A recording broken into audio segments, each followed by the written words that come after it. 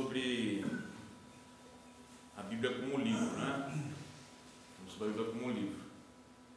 Nós aprendemos que a palavra Bíblia, ela vem lá de uma cidade antiga da Fenícia que se chamava Biblos, onde havia muita plantação de papiro egípcio, e que vários papiros era uma folha, né? Uma folha para as pessoas escreviam. Vários papiros era chamado de biblos.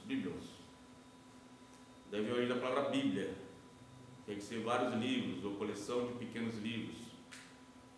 A palavra Bíblia significa coleção de pequenos livros. E nós falamos que a Bíblia ela é dividida em Antigo Testamento e em Novo Testamento. Aprendemos que a Bíblia ela tem 66 livros, né? O Antigo Testamento ele tem... Quem que lembra aí? Ele tem Antigo Testamento? Ninguém lembra? 66 menos 27. É uma matemática. Acho que é 39 livros, né? É isso? Não, né? É isso, né? 39. Eu estou bem em matemática, né? E o Novo Testamento tem 27 livros, correto? O Antigo Testamento, ele é dividido entre Pentateuco, né? 5 livros de Moisés, livros históricos, Pentateuco lei, né? O lei. Fazer 5 livros de Moisés, livros históricos, que vai de Josué a ganado Esther, não é isso? É Esther. Depois temos livros poéticos, que são Salmos, Provérbios, Eclesiastes, Cantares e Jó. Jó entra como livro poéticos. E temos os profetas. Os profetas se dividem em profetas menores e profetas maiores. Nós aprendemos, Herbert, nas aulas passadas, que eles são chamados profetas menores não porque eles são menores que isso, né? Mas pelo conteúdo das suas cartas, né? Os profetas maiores, as suas cartas são mais longas. Por isso que é chamado profetas maiores e profetas menores. No Novo Testamento nós aprendemos que existem 4 evangelhos, né? Existem os 3 evangelhos que são sinóticos, são evangelhos parecidos, Marcos, Lucas e Mateus, e o evangelho de João, 4 evangelhos. Existe o livro histórico, que é Atos dos Apóstolos, livro histórico. E existem as epístolas, as cartas, né? Existem as cartas paulinas, que são 13 cartas. Existe cartas que eles falam grandes, né? Existem cartas da prisão, que foi Paulo escreveu quando estava na prisão. Existem cartas pastorais, que é para Timóteo e Tito. Então existe uma divisão entre as cartas de Paulo também.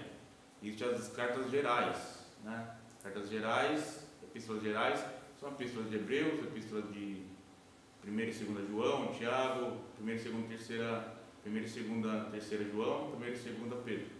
São epístolas gerais. E temos o livro profético, né? O livro das revelações, que é Apocalipse, né?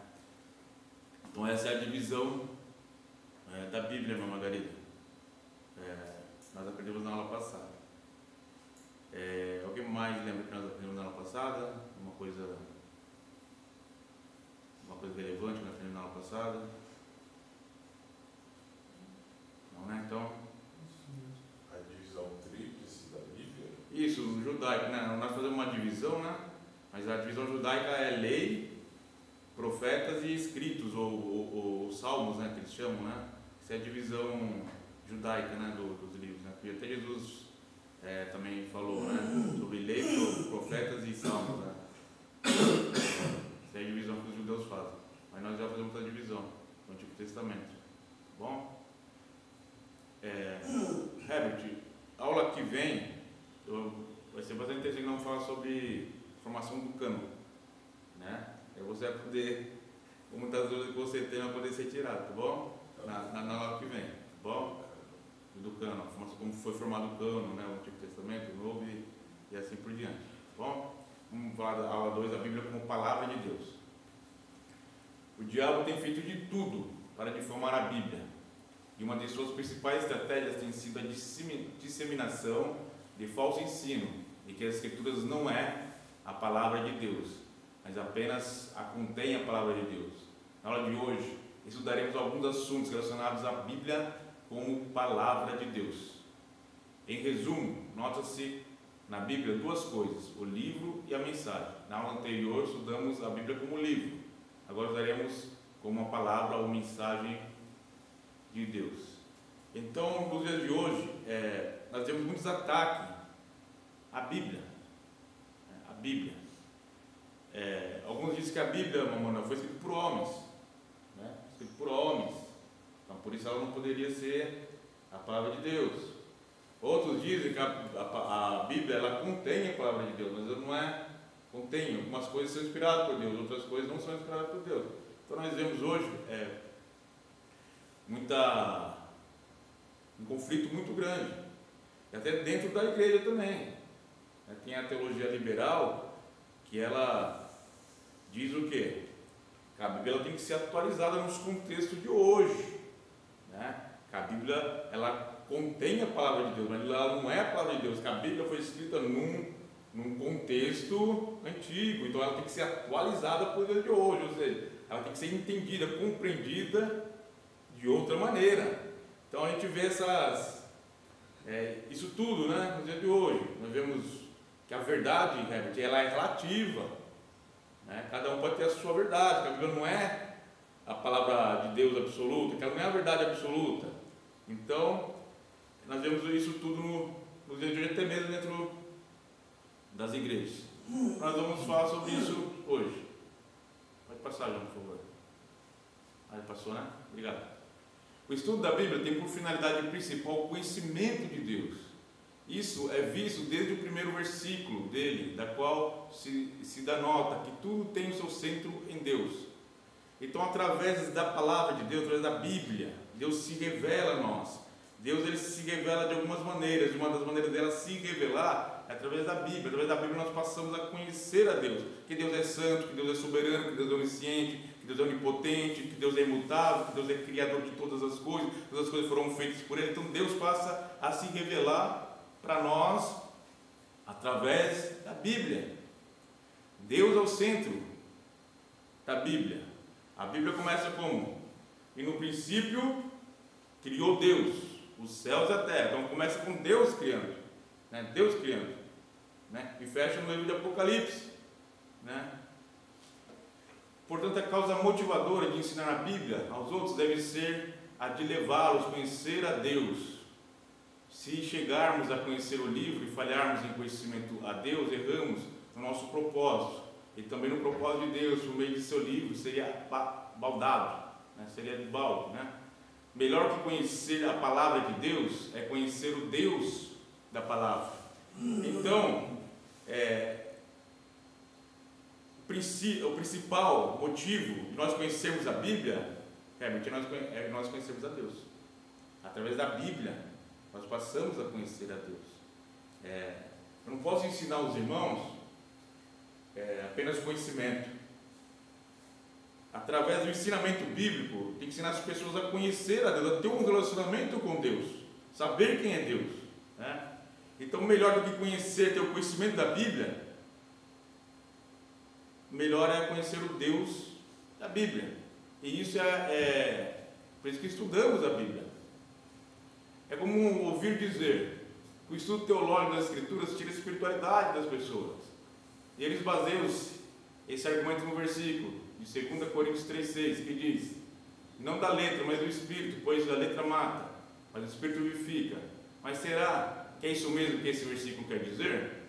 Então, muitos falam: não, não estuda teologia não, teologia esfria o crente. Já ouviram isso daí? A Margarida já ouviu, né, Margarida? Né? Teologia esfria o crente, né? Mas a Bíblia, ela nos orienta, irmã Margarida, a conhecermos as Escrituras, a nos aprofundarmos nas Escrituras, a crescermos no conhecimento e na graça. Então ali está. Sofia, lê para mim esse versículo, 2 Coríntios 3,6. Vamos ver o que Paulo está dizendo.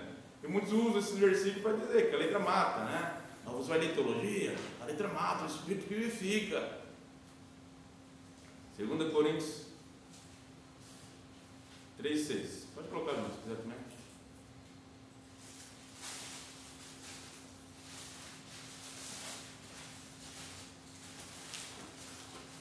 Na minha tradução Santo,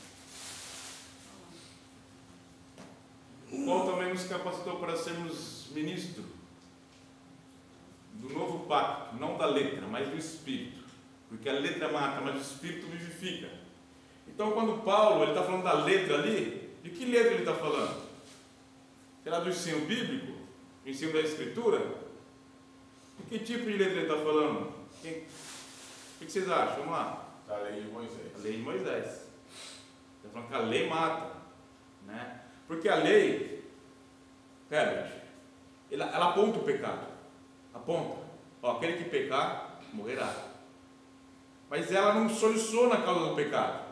Ela não cura, ela não liberta, ela não transforma a causa do pecado, ela só aponta. Por isso que a lei é importante para nós, porque ela nos mostra que somos pecadores e que somos incapazes de seguir a lei de Deus, né? Então a lei ela mata, ela aponta o pecado. Falei que todo pecador tem que morrer, mas o Espírito vivifica. Então Paulo está falando da lei de Moisés. Não é que a letra, a palavra de Deus, o ensino da Escritura, o conhecimento bíblico mata, não. Está falando que a lei mata, porque ela só aponta o pecado, mas ela não cura, não liberta, ela não transforma. E Cristo, ele diz que o fim da lei é Cristo. Cristo cumpriu a lei, né? Cumpriu a lei. O camarada pecava, todo ano ele tinha que prestar um sacrifício.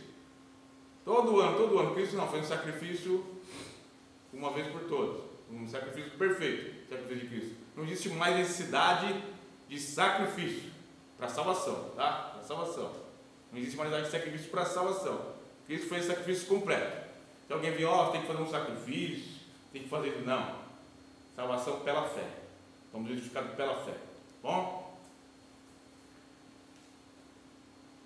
Na vida cristã e no trabalho do Senhor em geral, o Espírito Santo só nos lembrará do texto bíblico preciso, se de antemão o conhecermos. É possível a pessoa se lembrar de algo que não sabe? Então, Jesus ele falou para os seus discípulos: quando vocês estiverem na frente de alguma autoridade, na frente de alguém, não se preocupe, né? Não se preocupe, porque o Espírito Santo vos ensinará o que vós tem que falar, o que você tem que falar, né? Alguns pegam esses estudos e falam: não, você não precisa estudar a Bíblia, porque é o Espírito Santo que revela, o Espírito Santo que vai te dar naquele momento, né, o que você tem que falar. Então, muitas igrejas, tem uma igreja aí, você não pode estudar a Bíblia, que na hora da pregação, o que o Espírito Santo dá, né, você tem que falar. Mas Jesus só vai te lembrar do que você aprendeu, do que você estudou, do que Jesus te ensinou. Mas o ajudador, o Espírito Santo, que um Pai enviará em meu nome, e se vos ensinar todas as coisas, eu vos fará lembrar de tudo quanto eu vos tenho dito. Então, o Espírito Santo vos ensinará todas as coisas, vos fará lembrar de tudo o que vos tenho dito.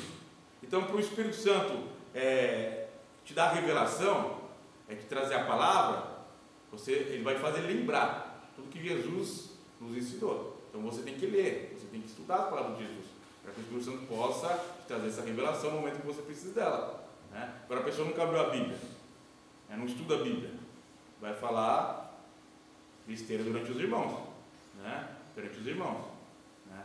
Porque a Bíblia ela é para ser estudada. Até tranquilo? É comum dizer que o estudo teológico das Escrituras tira a espiritualidade das pessoas. Eles baseiam esse argumento no versículo que nós já lemos, né, João? Estamos ali no último, né? Ter o Espírito e não conhecer a palavra conduz ao fanatismo. Conhecer a palavra e não ter o Espírito conduz ao formalismo. Esses dois extremos são igualmente perigosos. Cresçam, porém, na graça e no conhecimento de nosso Senhor e Salvador Jesus Cristo. Então, pode voltar já um pouquinho. Então, a Bíblia nos ensina a crescer na graça e no conhecimento, haver um equilíbrio, né? Haver um equilíbrio, né? Se a pessoa só buscar a graça, ela vai se tornar um fanático, né? Se a pessoa só procurar o conhecimento, não procurar buscar a Deus, oração, consagrar sua vida, jejuar, ela vai virar um teórico. Então existe um equilíbrio entre entre a graça e o conhecimento, entre você orar, jejuar mas sim deixar de aprender o ensino da palavra. Você vê que os judeus, eles realmente estudavam a lei de Moisés, né? Estudavam profundamente a lei de Moisés, né? Então tudo isso mitos que é colocado, né? É para as pessoas, não ter o conhecimento da Bíblia, porque quanto menos você conhecer, mais fácil você ser manipulado, né, Margarida? Né? Mais fácil ser manipulado. Quando nós não conhecemos, nós acreditamos em tudo que as pessoas falam para a gente, porque nós não temos o conhecimento. Mas quando nós aprendemos a Bíblia, aprendemos o conhecimento da Bíblia, quando as pessoas falam, opa, espera aí, isso daí tem alguma coisa errada. Tem coisas que são realmente heresias, certo? Camarada é herético, né? Camarada é herético. Vamos passar para mim, por favor. Inspiração divina da Bíblia. O que diferencia a Bíblia de todos os demais livros do mundo é a sua inspiração divina. É devido à inspiração divina que ele é chamado da palavra de Deus. Então nós cremos que a Bíblia é inspirada por Deus, no Herbert, né? A Bíblia homens eles receberam a inspiração para escrever a Bíblia. Vamos ler só dois textos? João, rapidinho, 2 Coríntios 3, 2 Timóteo 3,16, 2 Timóteo 3,16 e 2 Pedro 1,21. 2 Pedro 1,21. Porque a profecia nunca foi produzida por vontade dos homens, mas homens da parte de Deus falaram movidos pelo Espírito Santo. Então Pedro está falando que nenhuma profecia nunca foi produzida por vontade dos homens. Não é vontade dos homens, mas homens da parte de Deus falaram movidos pelo Espírito Santo. Então o Espírito Santo traz a inspiração para as pessoas falarem, né, para as pessoas escreverem o texto bíblico. Os livros bíblicos nós cremos que são totalmente, não é parte dele, inspirado por Deus. Pode voltar ao slide. Mas gente, tudo bem, mano?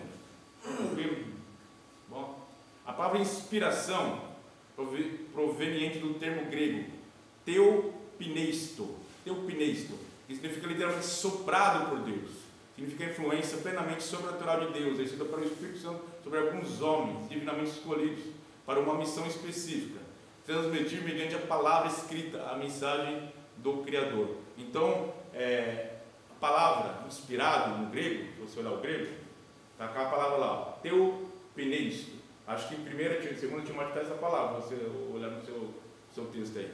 Está lá, teopneisto, que tem a ideia do quê? A pessoa que recebeu um sopro de Deus. A pessoa que recebeu um sopro de Deus, não, Margarida, e transmitiu a palavra de Deus.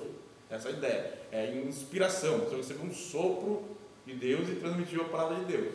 Mediante esse sopro, né, ela transmitiu a palavra escrita, a mensagem do Criador. Pode passar, João. No sentido fisiológico, é a inspiração do ar para dentro dos pulmões. É pela inspiração do ar que temos fôlego para falar. Aí o ditado, falar é fôlego. Quando estamos falando, o ar é expelido dos pulmões. É o que chamamos de expiração. Pois bem, Deus, para falar a sua palavra através dos criadores da Bíblia, inspirou neles o seu Espírito. Portanto, inspiração divina é a influência sobrenatural do Espírito Santo como um sopro sobre os escritores da Bíblia, capacitando-os a receber e transmitir a mensagem divina sem mistura de erro. Então nós cremos que os autores bíblicos, eles receberam um sopro, receberam a inspiração de Deus, o capacitando, né, a transmitir a Bíblia de maneira escrita. A própria Bíblia reivindica assim a inspiração de Deus, pois a expressão assim diz o Senhor, como um carimbo de autenticidade divina, ocorre mais de 2.600 vezes nos seus 66 livros, isso além de outras expressões equivalentes. Pode passar, João. Então a Bíblia nós queremos que ela é totalmente inspirada por Deus. Os autores bíblicos foram inspirados por Deus. Mas existem várias teorias falsas da inspiração da Bíblia. Vamos ver algumas dessas teorias falsas. Quanto à inspiração da Bíblia, há várias teorias falsas que não devem ser ignoradas. Umas são muito antigas, outras bem recentes, e ainda outras estão surgindo por aí afora. Vejamos as principais teorias falsas da inspiração da Bíblia. Existe a teoria da inspiração natural humana. Essa teoria da inspiração natural humana ensina que a Bíblia foi escrita por homens dotados de gênio e força intelectual.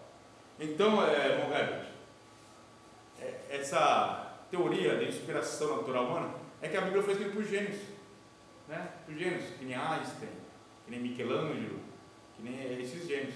Mas se você analisar os autores bíblicos, não, eles eram o quê? Pastores de ovelhas. Eles eram o quê? Eles eram pescadores. Na literatura eram grandes homens. Esses homens, né? Mas estou falando que...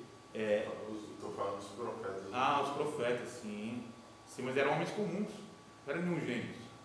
É que nem, essa teoria ela quer dizer que esses homens eram dotados de uma sabedoria diferenciada, mas não. Se você analisar, eles eram inspirados por Deus, é diferente. Inspirados por Deus. Eles eram pastores de ovelhas, eram pescadores, homens comuns. Né? Eram homens como eram profetas, eram sacerdotes, e assim por diante. Né? Não eram. Alguns eram gênios. Quem era gênio? Daniel, né? Daniel era dotado de toda a sabedoria. Paulo também era um homem diferenciado, Moisés também. Mas se você olhar a maioria dos homens que escreveram os textos bíblicos eram homens comuns. Neemias era copeiro do rei. Entendeu? Então essa teoria ela já cai por terra por aí. Ok? Pode passar, João. Não ganhar tempo. Inspiração, a teoria da inspiração divina comum. Essa teoria ensina que a inspiração dos escritores da Bíblia é a mesma que hoje nos vem quando oramos, pregamos, contamos, ensinamos, andamos em comunhão com Deus. Isto é errado, porque a inspiração comum, a iluminação, o Espírito nos concede. Então, essa teoria, ela diz que essa inspiração que eles tiveram é a mesma inspiração que nós temos hoje, né, de orar. Né? Se nós buscarmos muito a Deus, nós podemos ter a mesma inspiração que esses homens que escreveram a Bíblia têm, né? Que é uma inspiração gradual. Conforme mais você vai buscando a Deus, mais você vai crescer na ponto de você ser capaz de escrever um texto bíblico. A teoria já cai por terra, né? Que alguns homens, certos homens, irmã Margarida, foram escolhidos, né? Foram inspirados por Deus para escrever os textos bíblicos, né? Já pensou? A pessoa acredita que tem uma comunhão com Deus, a ponto de escrever um livro, né? Várias seitas começaram assim. Nós vemos o Adventismo, né? Eles põem os livros de Ellen White na mesma. Ainda que eles não falem isso claramente, mas camufladamente eles dizem: você tem que estudar os livros de Ellen White durante a Bíblia, né? Os livros dos Mormons, né? Então, porque eles acreditam nessa teoria. Pode passar, João. Teoria da inspiração parcial. Essa teoria ensina que algumas partes da Bíblia são inspiradas, outras não. Que a Bíblia não é a palavra de Deus, mas apenas contém a palavra de Deus. Essa aí é muito atual hoje, essa teoria. Principalmente, irmão Manuel, dentro da igreja. Não acredita nisso? Teoria, vários pastores hoje estão aderindo a essa teoria, né? Dizendo que a Bíblia ela não é a palavra de Deus, mas ela contém a palavra de Deus, né? Que a Bíblia não é a palavra de Deus, mas apenas contém a palavra de Deus. Essa teoria ensina que algumas partes da Bíblia somente são inspiradas. Daí chega, nós relativizamos a Bíblia, né? Isso aqui foi inspirado por Deus, isso aqui não foi inspirado por Deus, isso aqui foi inspirado por Deus. Daí é uma relativização. Daí o que é verdade da Bíblia e o que não é? Fica muito relativo, né? Então também nós não acreditamos, nós, Herbert, como Igreja Assembleia de Deus, nós não acreditamos nessa teoria também não. Nós acreditamos que toda a Bíblia é inspirada por Deus. Não podemos relativizar a Bíblia. Nós temos que separar o que é profético, o que é simbólico, o que é literal, né? A Bíblia católica tem livros que não foram entrados na Bíblia protestante. Não tem, mas isso nós vamos aprender na próxima aula, que é chamado Contra-Reforma. Não é isso? Você já ouviu falar sobre a Contra-Reforma? Então, teve a Reforma, não teve? Daí depois teve a Contra-Reforma, onde foi colocado esses livros que é considerado apócrifo. Baruch, por exemplo. Sim, esses livros, para que a Igreja Católica colocou esses livros? Esses livros foi colocado para que ela pudesse o quê? Justificar suas doutrinas, que na oração aos mortos, purgatórios. Então esses livros foram colocados para ela poder justificar algumas das suas doutrinas. Ok? Pode passar, João. A teoria do ditado verbal. Essa teoria ensina que a inspiração da Bíblia, sabe? Essa teoria ensina que a inspiração da Bíblia é só quanto às palavras, não deixando lugar para a atividade do estilo do escritor. O que patente de cada livro. Lucas, por exemplo, fez cuidadosamente investigação de fatos conhecidos.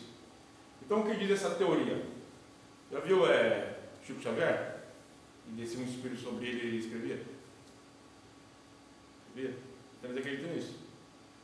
Mas isso cai por terra, porque cada autor da Bíblia ele escreveu com a sua individualidade.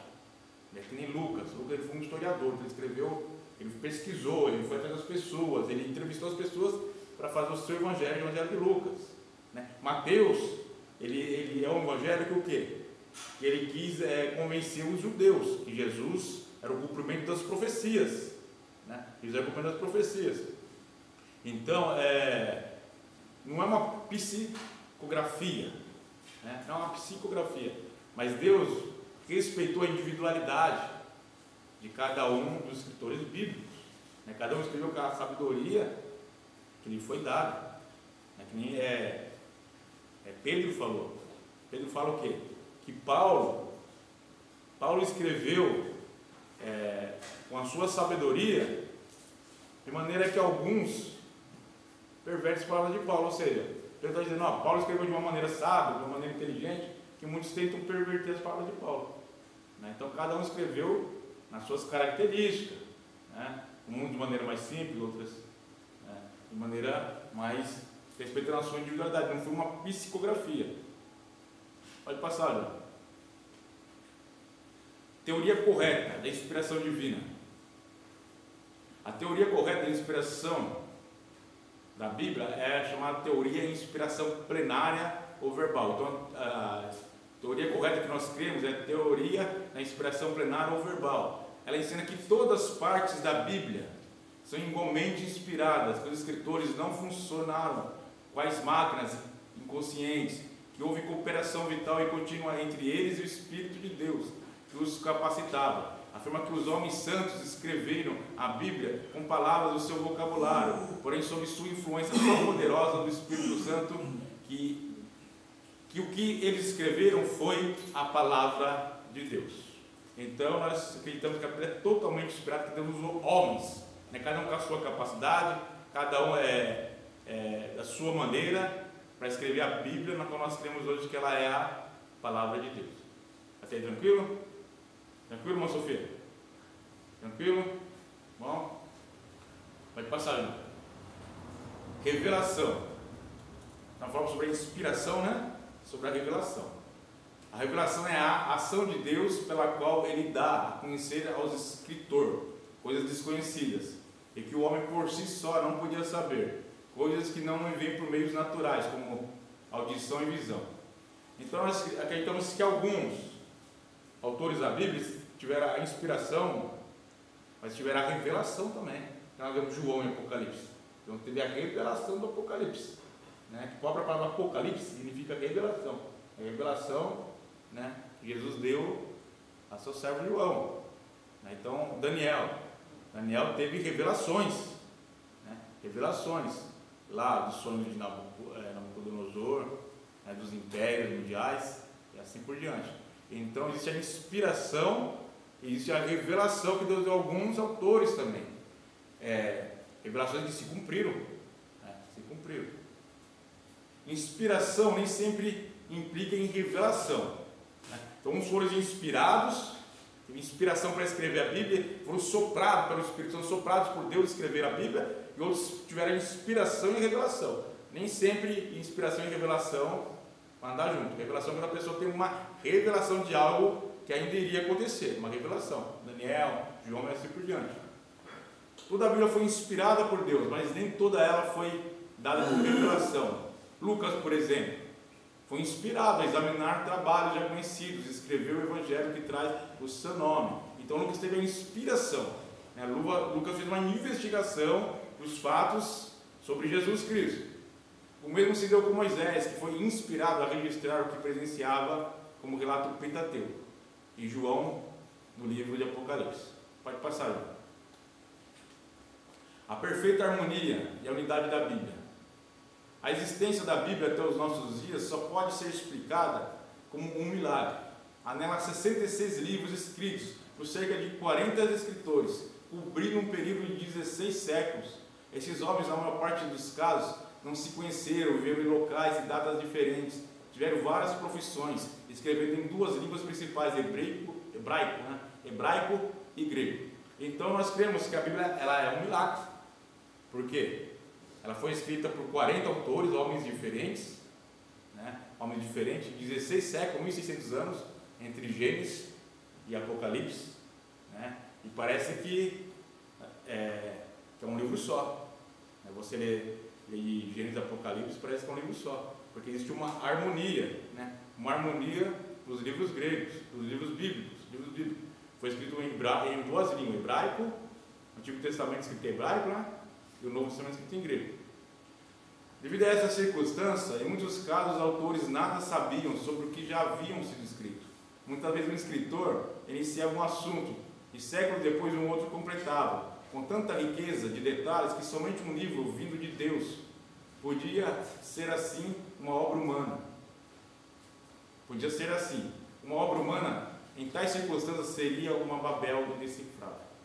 Então nós vemos que a Bíblia, ela começa uma margarida.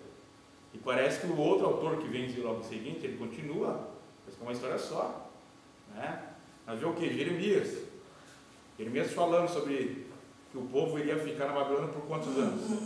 Quem que lembra? 70 anos.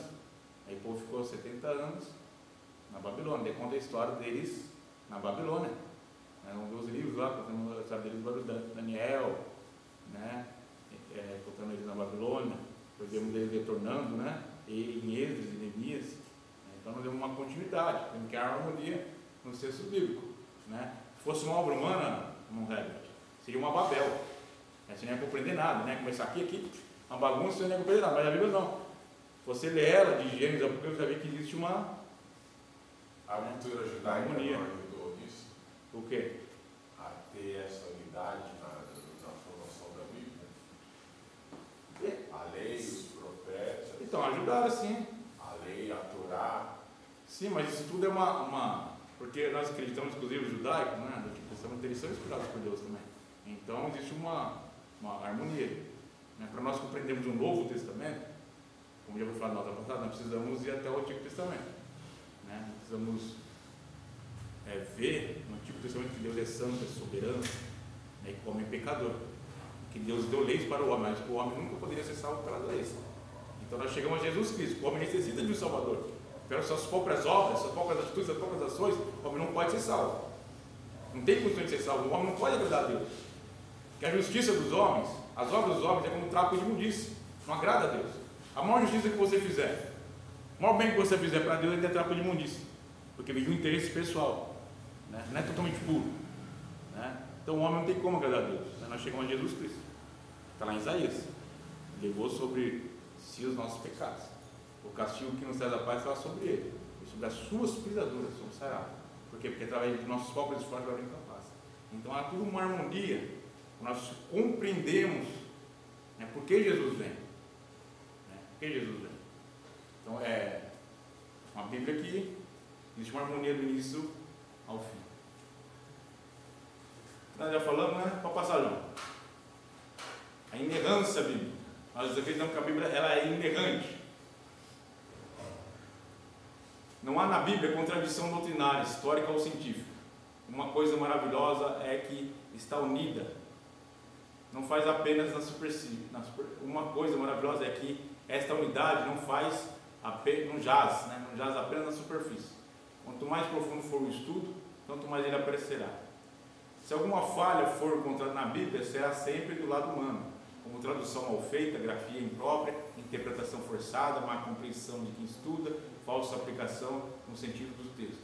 Portanto, quando encontramos na Bíblia um trecho discrepante, não pensemos logo que é erro. Devemos refletir como Agostinho que diz: num caso desse deve haver erro de copista, tradução mal feita do original, ou então sou eu mesmo que não consigo entender.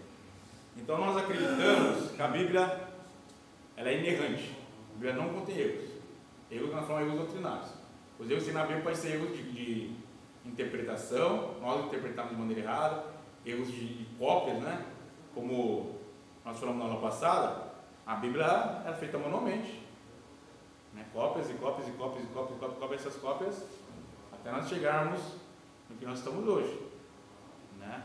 Então a Bíblia ela é inerrante, né? Não há erros na Bíblia. Até hoje, a ciência tenta fazer com que a Bíblia seja descartada, né? A ciência, né? Até hoje a ciência não consegue, né? A ciência não consegue. Os tempos vai passando e só é demonstrado realmente que fatos bíblicos são verdadeiros, né? A arqueologia vai mostrando, a ciência vai mostrando, vários fatos vão mostrando que a Bíblia ela é inerrante, né? Você vê dados bíblicos, você vê nome de pessoas, você vê acontecimentos que aconteceu, que são comprovados, né? Isso só prova que a Bíblia ela é inerrante. Tá bom? Se consigo finalizar. Pode passar, João, para mim, por favor. Cumprimento fiel das profecias da Bíblia. Então, várias profecias se cumpriram. O Antigo Testamento é um livro de profecias. O Novo Testamento, em grande parte, também o é. Referimos aqui, evidentemente, às profecias, no sentido preditivo. Há no Antigo Testamento duas classes dessas profecias, as literais e as expressas por tipos e símbolos.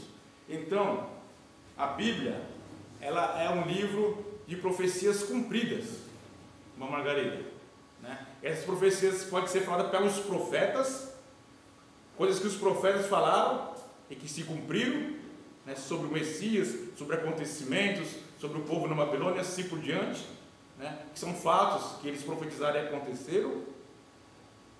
E existem profecias de maneira de tipos e símbolos, né? Nós vemos que muitas coisas que estão no Antigo Testamento são tipos e símbolos de Cristo, né? Símbolos e tipos de Cristo. Então, muitas coisas que nós vemos no Antigo, vamos lá, um exemplo, vemos o tabernáculo, né? Tabernáculo lá, tem o candelabro, né? Candelabro, Jesus, a luz, né? Tem o pão propiciatório, Jesus é o pão da vida. Então, várias coisas. Outro exemplo, o cordeiro, que era morto todos os anos para a expiação do pecado, simbolizava Jesus, era um tipo, era um símbolo de Jesus. Homens da Bíblia, Moisés, o grande líder que tirou o povo do Egito, tirou o povo da escravidão, né? E levou para a terra prometida. É um tipo, né? Simboliza quem? Simboliza Jesus. Jesus nos tira do pecado e nos leva para quê? Para a terra prometida, para a terra santa, para o céu, para a Nova Jerusalém. Então são tudo tipos, tudo símbolos, né? Que nós vamos vendo que se cumpre na pessoa de Cristo. Pode passar, João. Essa que o horário já estourou. As profecias sobre o Messias, eu acabei de falar, proferidas séculos antes de seu nascimento, cumpriram-se literalmente. Pode passar, João. A Bíblia é sempre nova e inesgotável, né? A Bíblia não precisa ser atualizada, que nem muitos escritores falam. Quando nós lemos a Bíblia, uma grande parte que nós estamos lendo, entendemos, compreendemos o que a Bíblia está nos dizendo, né? A Bíblia é antiga em sua data, mas atual em seus conceitos. O tempo não afeta a Bíblia, não desatualiza, não deixa obsoleta. É o livro mais antigo do mundo e ao mesmo tempo mais moderno em todo dele.